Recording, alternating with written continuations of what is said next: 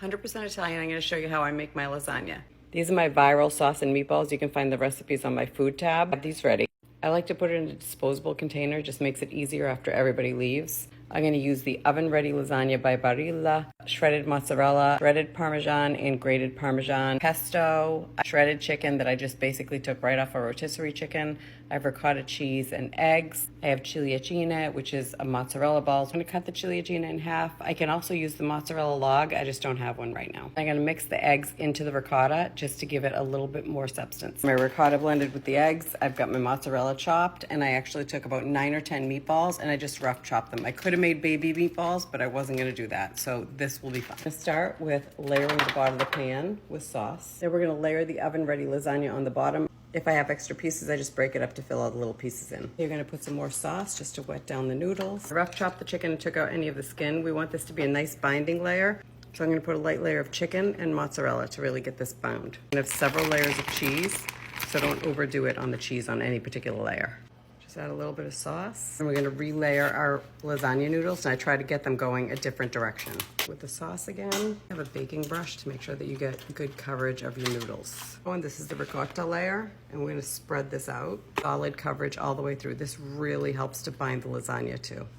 Then I'm going to start distributing some pesto across the top of this. Am I making my own pesto today? No, I'm using Rouse. And then just make sure you give that a good spread to make sure that there's not too much pesto in one area. This layer makes such a big difference in the overall flavor of it. I do this on my eggplant parm as well.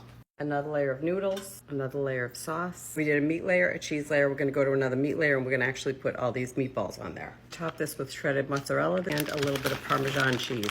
Parmigiana, poco di sugo. Put that all in. Get the next layer down. It's like Tetris. Make it any way that feels right to you.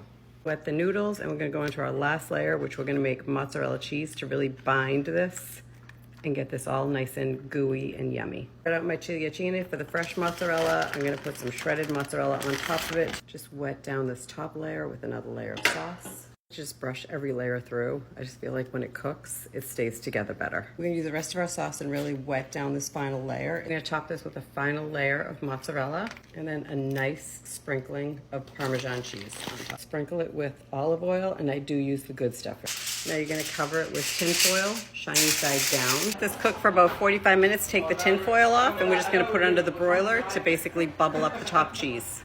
And here we are, this super yummy goodness. Check this out. So incredible. Smashed it. Buon appetito.